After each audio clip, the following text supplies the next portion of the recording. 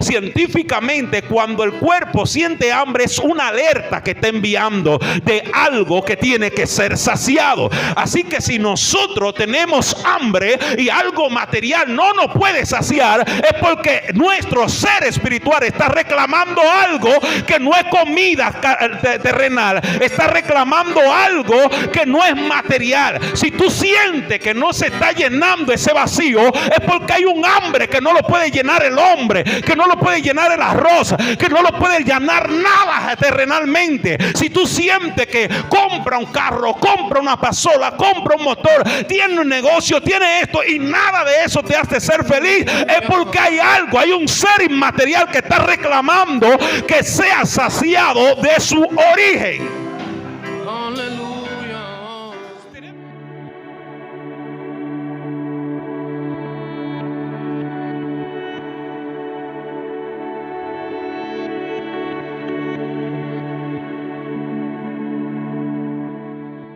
El Evangelio de Juan, el Evangelio del apóstol Juan.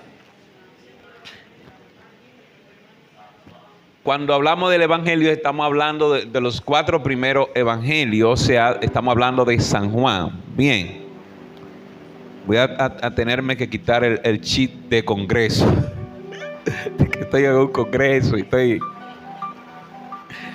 Bien, entonces San Juan, como bien es conocido por los católicos, San Juan es de santo. San Juan 6, versículo 35. Dice: yo soy el pan de vida. El que a mí viene nunca tendrá hambre, y el que en mí cree no tendrá sed jamás. Repito, yo soy el pan de vida. El que a mí viene nunca tendrá hambre, y el que en mí cree no tendrá sed jamás. Amén. Gloria al Señor. Damos gracias al Señor por esa poderosa palabra que acabamos de leer. Gloria al Señor. Gracias, Señor, en el nombre de Jesús de Nazaret. Puede tomar asiento. Gloria al Señor. Alabado sea el nombre del Señor. Vamos a estar ministrando la palabra del Señor bajo el tema alimento para el alma. Y si lo fuésemos a pluralizar, entonces sería alimentos para el alma. Amén. Alimento para el alma es el tema que vamos a estar desglosando hoy. Y cuando hablamos de alimento desde la perspectiva de un nutriólogo o de la nutrición, encontramos que no es lo mismo alimentarse que comer. O sea, no es lo mismo usted comer con el objetivo de nutrirse que comer con el objetivo de saciarse. Así que hay una gran diferencia entre alimentarse y comer. Y podemos identificar que el mundo está necesitado, el mundo está hambriento, y está hambriento no de comida material, sino de algo más profundo. Cuando usted habla con distintas personas, se da cuenta de que el hombre tiene un vacío que todavía no ha sido llenado, que el hombre tiene una necesidad que no sabe cómo explicarla. Muchos se cogen con acumular cosas buscando llenar ese vacío. Otros se cogen con ingerir alcohol, estupefaciente y diferentes cosas buscando llenar ese vacío que reclama su ser desde el interior. Así que el alimento, lo que necesita el ser humano, más más que lo exterior, yo creo que es algo interior. Hay alguien en tu interior que está reclamando ser alimentado. Hay algo dentro de ti que está diciendo que necesita ser nutrido, que necesita ser alimentado. Y para esto entonces tendríamos que observar al hombre.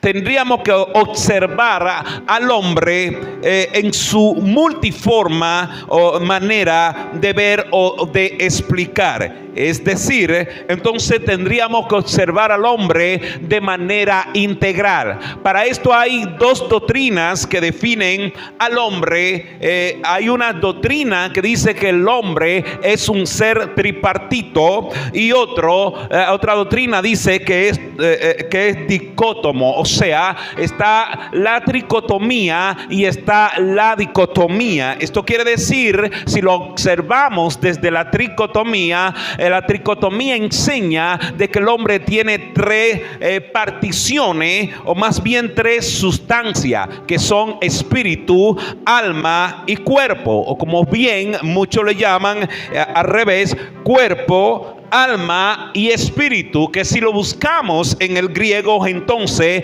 encontraríamos que para referirse al cuerpo la palabra que se utiliza en el griego es soma, para referirse al alma es psique, que más adelante la psicología entonces tiene otra forma de observarla, otra forma de verla.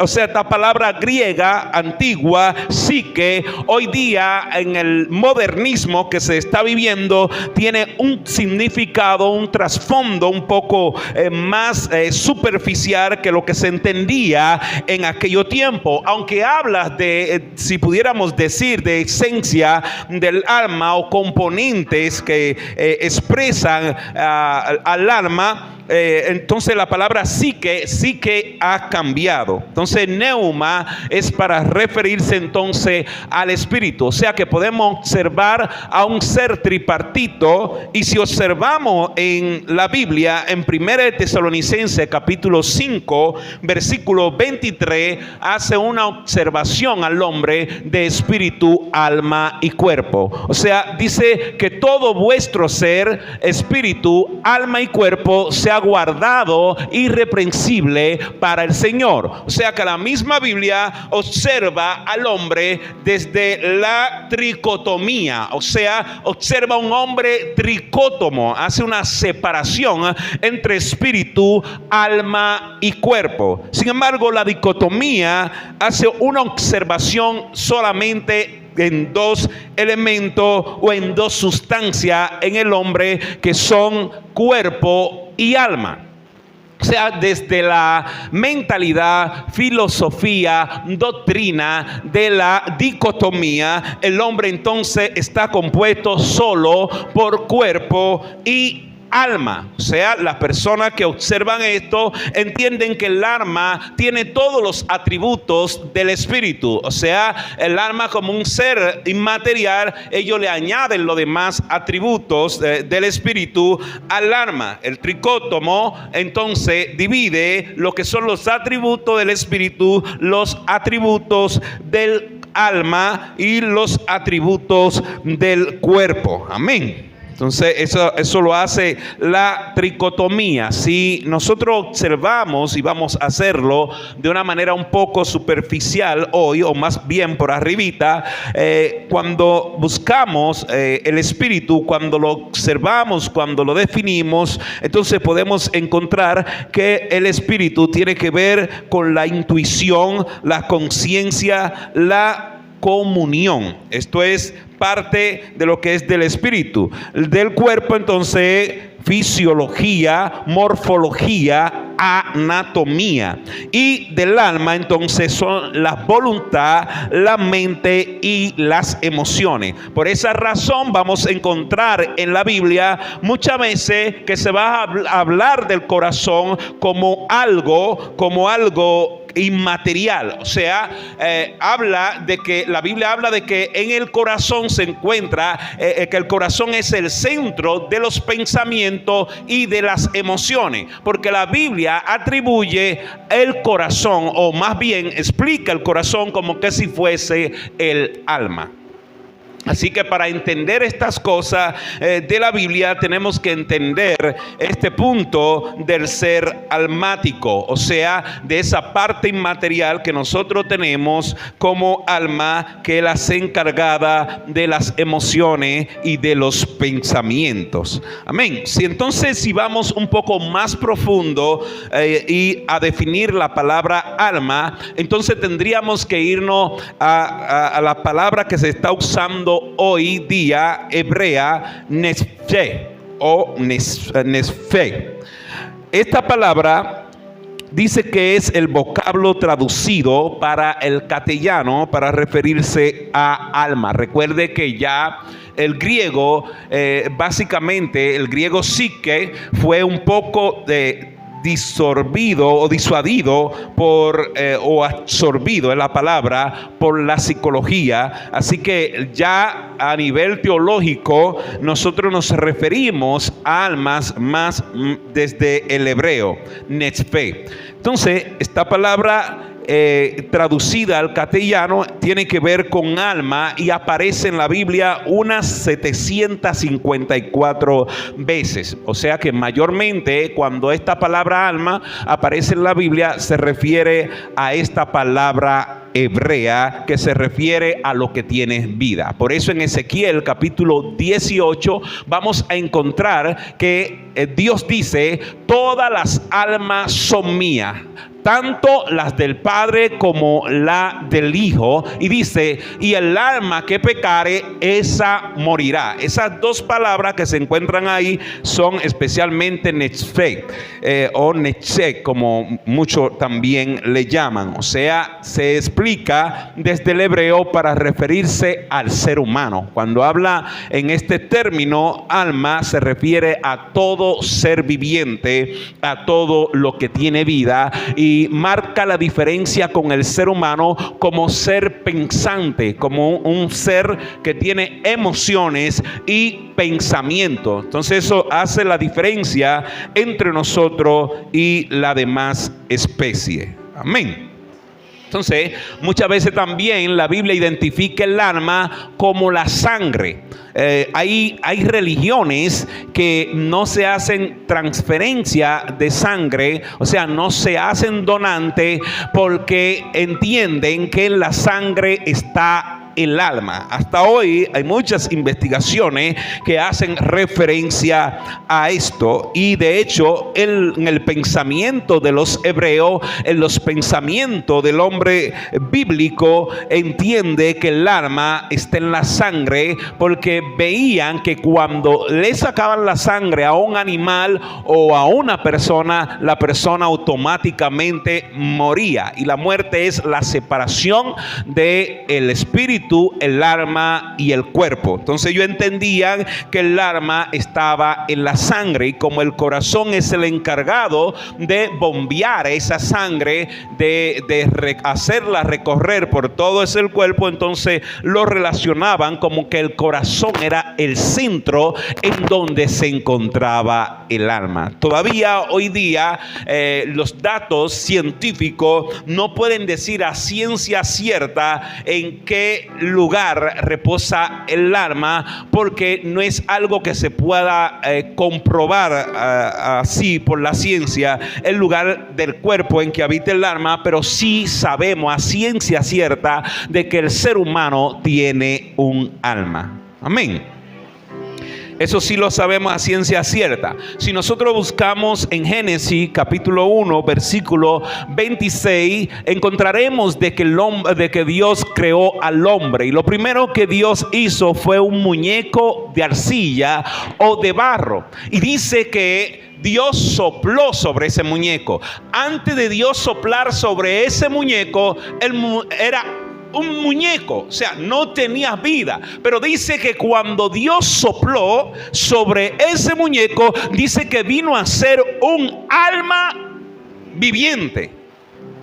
O sea que antes de tener el soplo, el aliento, el neuma o el ruach, griego y hebreo, nosotros solo éramos muñecos.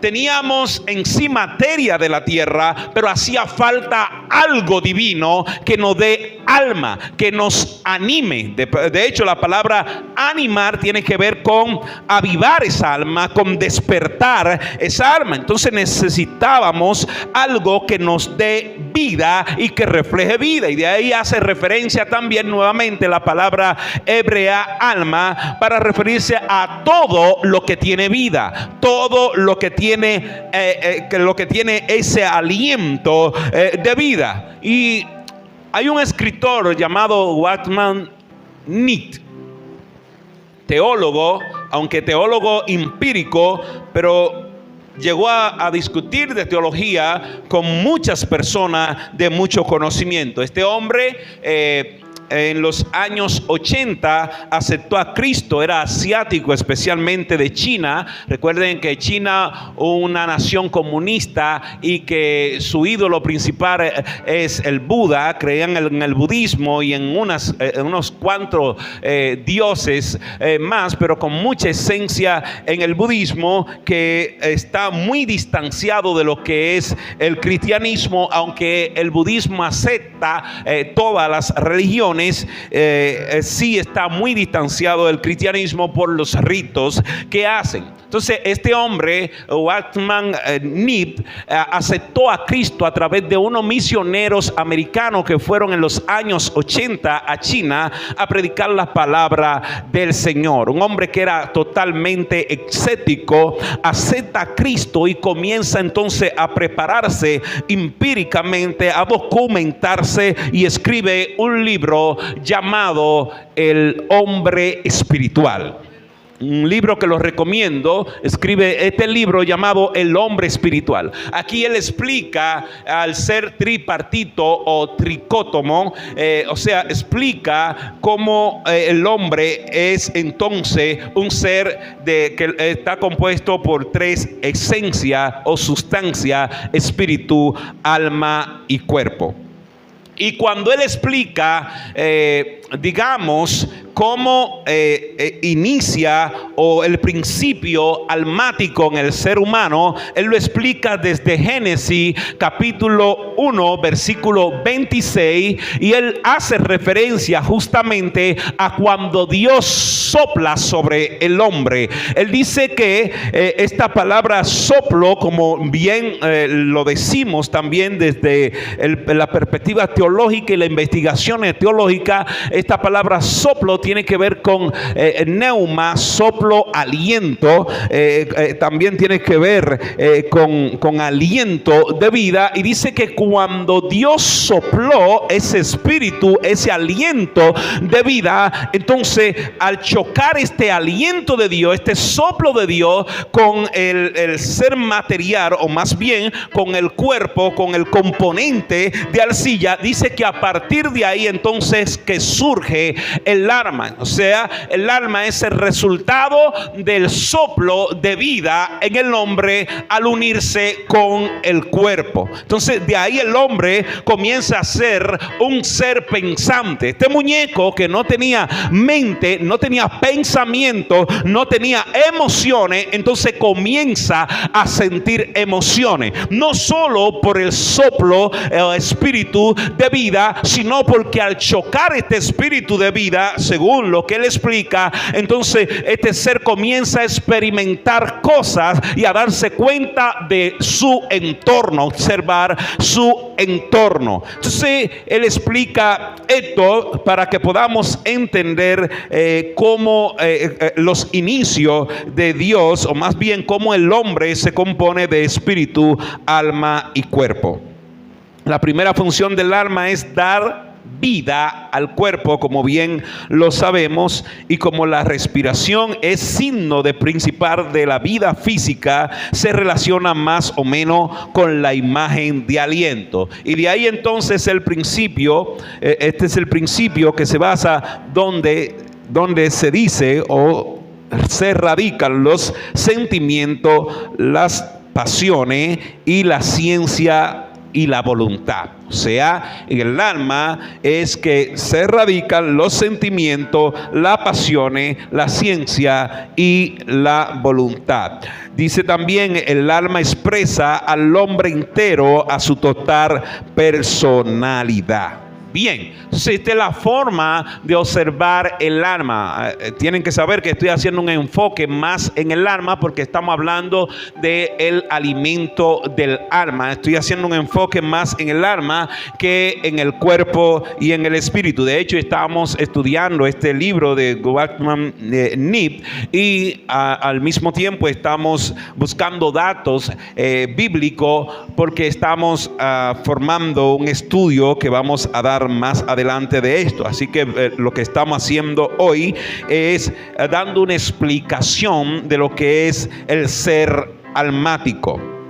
Entonces, como estamos hablando bajo el tema alimento para el alma, entonces hay que hacer la siguiente pregunta: ¿cómo debe ser alimentada nuestra alma o cómo se alimenta nuestra alma? Sí, hay algo que hemos escuchado muchas veces y de hecho muchas personas de ciencia han hablado estas palabras, de que el ser almático, el alma, se alimenta de los 5 sentidos. O sea, de los 5 sentidos que tenemos: del sentido del olfato, del gusto, de la vista, del tacto y del aliento. O sea, nosotros alimentamos ese ser inmaterial llamado alma a través de lo que nosotros vemos, a través de lo que nosotros incluso desgustamos y a través también de lo que tocamos y a través de lo que olemos. Por tal razón, entonces tenemos que tener cuidado y ser selectivo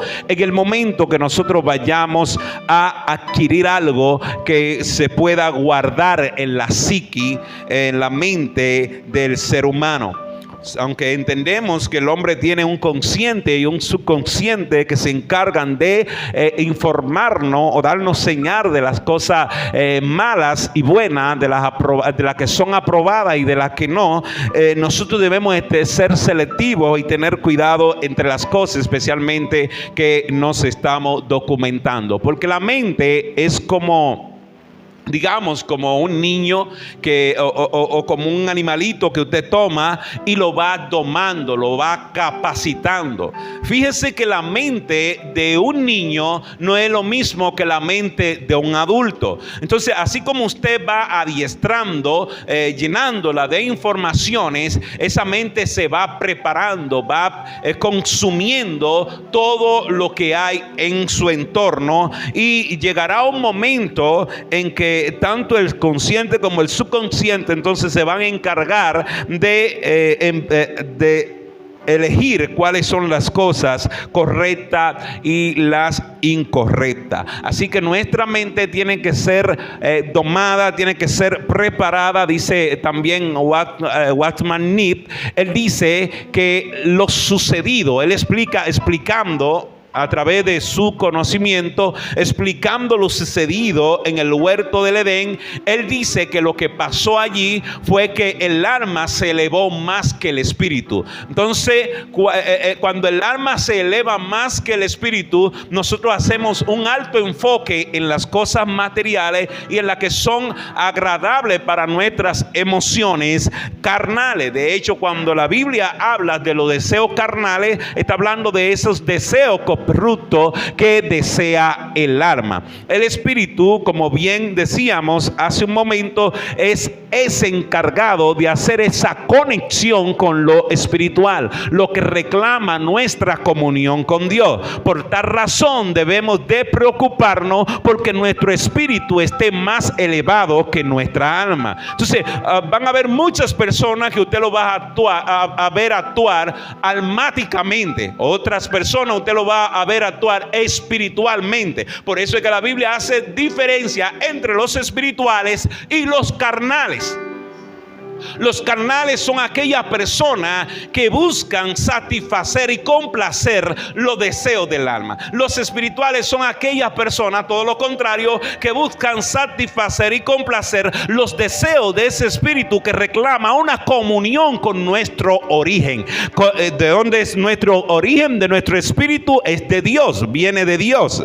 De hecho, hablaba ahorita que la muerte es la separación del espíritu, alma y cuerpo, y según la Biblia, cuando alguien muere, un ser humano muere, el espíritu regresa a Dios, el alma va a un lugar de tormento o de descanso, y el cuerpo entonces es enterrado y se disuelve, se corrompe. Por eso es que ante Dios no puede entrar nada corrupto. Amén. Así que por tal razón, nosotros tenemos que ser selectivos en las cosas que nosotros vamos a ingerir en todo el sentido de la palabra. Bien, entonces decíamos que el alma se nutre de los 5 sentidos. Amén.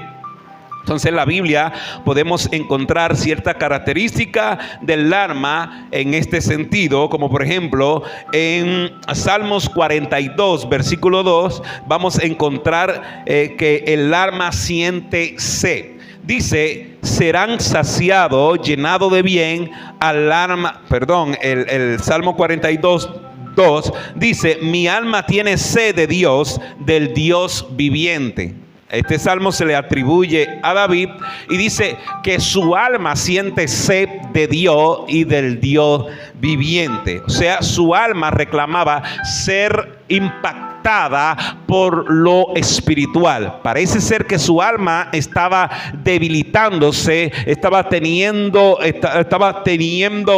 fuerza en el sentido carnal, y entonces él identificaba que había una necesidad de Dios en él, y la manera de expresar esta necesidad de Dios en él era: mi alma tiene sed de Dios, del Dios vivo. Entonces, así como está la humanidad hoy en día, muchos pueden identificarlo y otros no pueden identificarlo, pero la humanidad está falta de Dios. Esta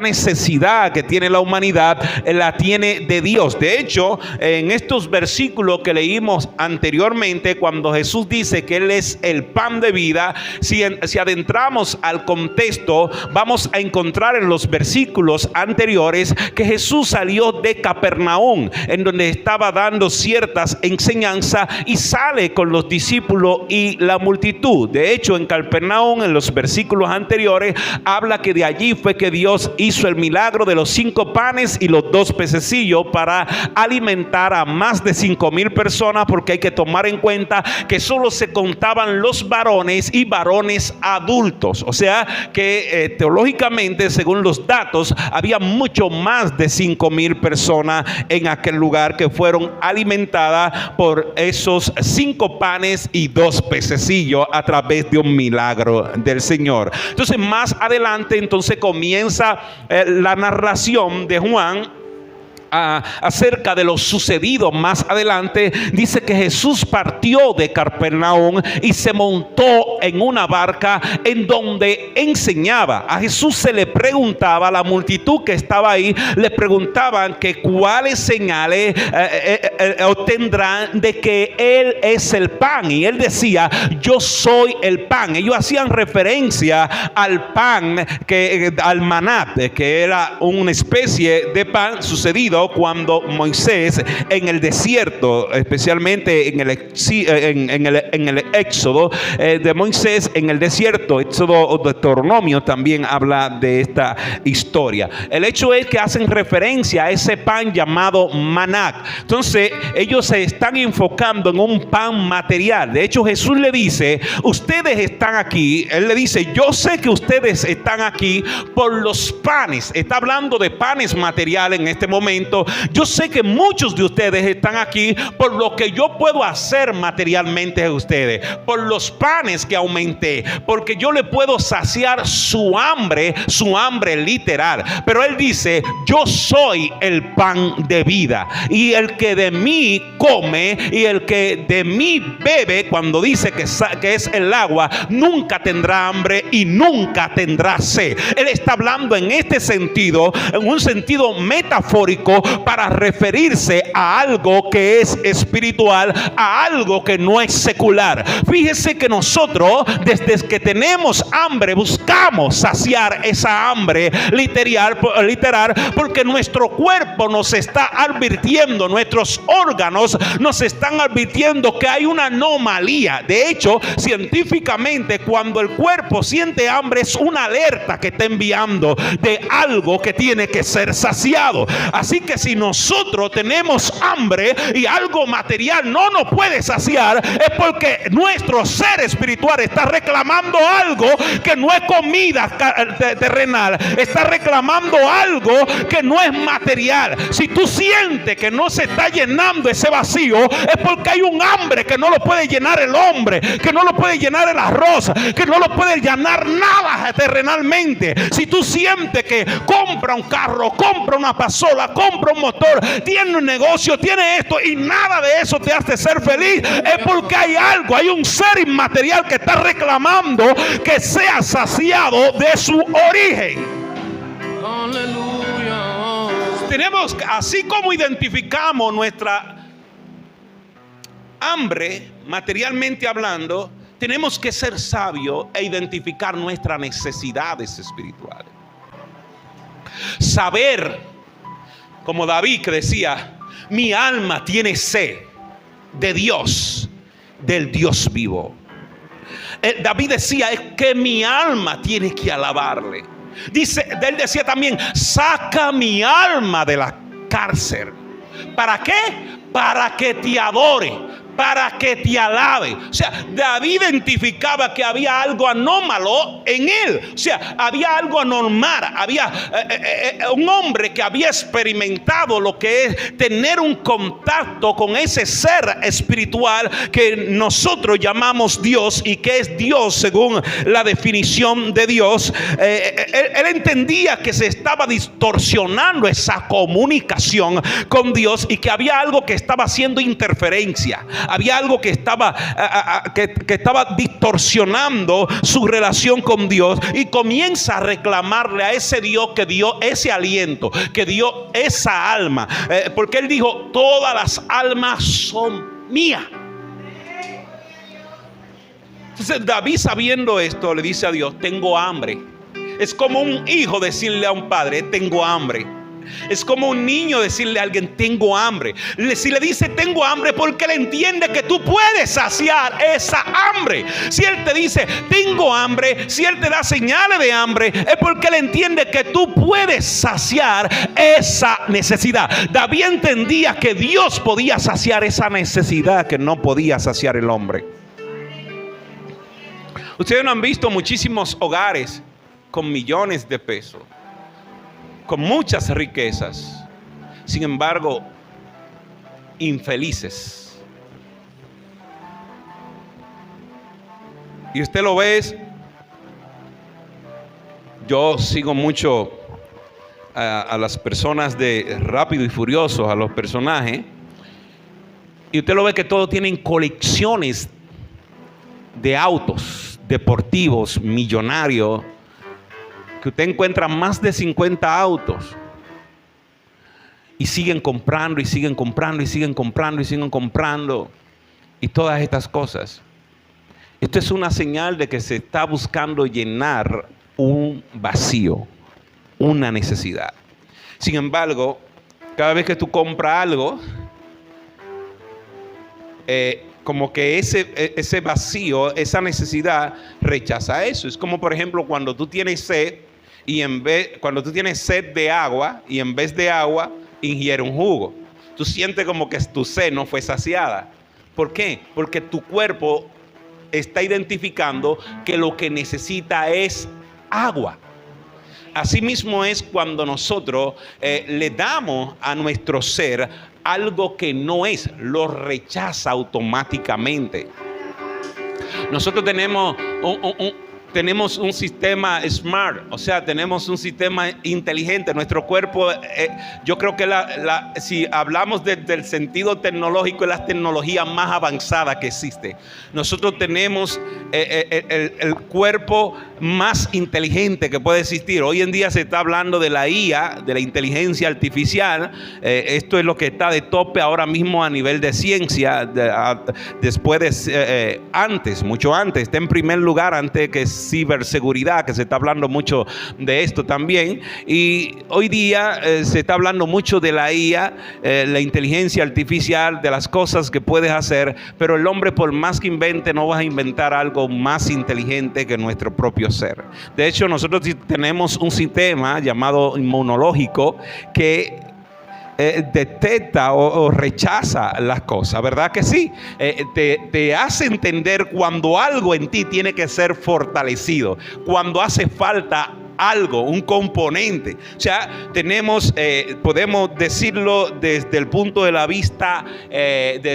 vista, digamos, científico, no científico, informático, por así decirlo, tecnológico, que nuestro cuerpo es un cuerpo sensorial. O sea, tenemos sensores. Nosotros hoy día vemos vehículos que cuando lo vemos con diferentes sensores nos impactamos. Cuando vemos cosas que funcionan automáticamente, impactados. Yo estaba haciendo una electricidad durante esta semana en un lugar en Santo Domingo, que usted se acerca a la puerta, y si usted no tiene la huella digital, usted no abre esa puerta de ese apartamento, si esa lente que tiene no detecta que su rostro le es conocido, está archivado ahí, usted no va a abrir eso, no lo vas a abrir. Y cuántas cosas podemos ver hoy día que a veces nos impactamos. Sin embargo, nosotros somos el componente más inteligente que existe. Así que vamos a nutrir. Por ejemplo, han salido diferentes programas de IA porque lo van capacitando. Sin embargo, nosotros, a medida que tecnológicamente la ciencia va avanzando más, muchas veces nosotros no sabemos aprovechar eso y nosotros nos vamos desinformando. Nosotros teníamos anteriormente, lo que estudiamos en el pasado, teníamos una mente maravillosa que archivábamos informaciones. Bueno, en mi negocio se destaca mucho por hacer tarea de la persona, pero anteriormente no era así. Anteriormente tú documentaba, te obligaban a documentar tu cerebro, tu mente, a fortalecerlo. Anteriormente te mandaban a los libros, te ponían un cuestionario de 20, 50 preguntas y tú tenías que irte a tu casa a leer el libro que tú tenías, el manual, y sacar la respuesta de ese libro. Hoy día no es así. Mi negocio en eso se desempeña. Hoy día usted le ponen una tarea en su escuela, en su universidad, usted la lleva a mi negocio y yo me encargo de hacerle su tarea. Usted pasa con 100, usted sabe los exámenes que yo me he graduado yo no sé cuántas veces y de yo no sé cuánta carrera. Yo no sé cuántas veces. Imagínense, porque es que yo le he pasado materia a muchas personas, le he pasado examen a muchas personas. Entonces lo llevan allí, a veces me dicen, hazlo con inteligencia artificial. A veces la utilizo porque mi negocio es de eso. La utilizo a veces, la inteligencia artificial, y le lleno su tarea y lo pasan con 100, me mandan la nota, mire que lo pasé con tanto.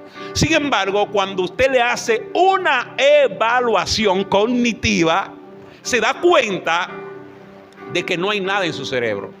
Entonces, por esa razón los hospitales están llenos de personas inexpertos. Y los centros educativos muchas veces llenos de personas inexpertos. O sea, los lugares en donde deben de estar los profesionales están personas que fueron graduados a Baspor. Y voy a decir, no todo, ¿verdad? O sea, muchas personas inexpertos en muchos lugares, y por eso no vemos la vocación. Porque lo que pasa es que me mandan a hacer una tarea que se le asignó a usted para que usted tenga el conocimiento de cómo funcionan las cosas. La manda a hacer, usted ni siquiera la revisa, la lleva, la pasa a sí mismo y no sabe las informaciones que hay ahí. Entonces, por esa razón es que la humanidad actuará como que si está desalmado, como que si no tiene alma. Fíjese nada más en los hospitales públicos, Rosa, con el permiso de usted, doctora. Nada más fíjese, ¿por qué razón yo tengo un seguro personalizado? Porque yo sufro de los riñones, de cálculos en los renales, y anteriormente iba al hospital público y yo veía que yo con mi dolor así, remordiéndome, no era que iba, era que me llevaban, con mi dolor remordiéndome, me ponían en un banquito de hierro y tenía que esperar, y a veces tenía que irme porque ahí me sanaba esperando ahí. O sea, la falta de vocación se debe, falta de humanización, exacto, se debe a que nosotros no estamos alimentando correctamente nuestra alma. O sea, cuando hablamos de alma, estamos hablando del componente mente también, que es un componente del alma también. No estamos siendo selectivos en el momento de adquirir informaciones. Y ya a manera de conclusión, ¿cómo podemos alimentar el alma? Hablando de manera secular, en un sentido secular, podemos alimentar el alma ayudando a los demás. Tratas a todos con respeto y con empatía. Practica el perdón, sé agradecido, toma conciencia de tus emociones y reacciones negativas. Tiene que ser consciente, o sea, tiene conciencia, es la palabra. Entonces, tiene que saber cuando actuaste mal y tiene que tener inteligencia emocional también, que hace falta mucho esto también. Entonces, saber manejar las emociones. Y si nosotros nos vamos al sentido espiritual o al sentido bíblico, ser selectivos al momento de ver una serie, un contenido, etcétera. Escoge, si quieres alimentarla de cosas espirituales, siempre tienes que inclinarte por las cosas que aluden a lo espiritual. Amén. Lee y medita en la palabra de Dios. No es solo leer, sino después que tú lees, tómate un tiempo en meditar todo lo que tú leíste. Y así tu alma va ingiriendo esto. Porque recuerden que le decía que una de las razones, o la razón más importante por la cual el hombre peca, es porque deja que el alma se eleve más que el espíritu. Entonces, ¿qué yo tengo que hacer? Alimento mi espíritu para que mi espíritu entonces nutra mi alma. Bien. Entonces, para que mi alma sea nutrida. De hecho, Watchman Nee también dice que cuando el espíritu está por encima del alma, el espíritu le envía informaciones al alma, y el alma entonces es que la traduce para que el cuerpo entonces ejerza esta información. Es lo contrario cuando es el alma que está emperando, cuando es el alma que está elevada. Cuando el alma está elevada, es más desobediente que un necio. O sea, el espíritu le manda información y le ignora todas esas informaciones espirituales. Por esa razón es que la Biblia dice que los espirituales disciernen las cosas del espíritu, y hasta las que no son del espíritu, pudiéramos decir. Sin embargo, los carnales no pueden discernir las cosas del espíritu. Saber también que el discernimiento es parte del espíritu, no del alma.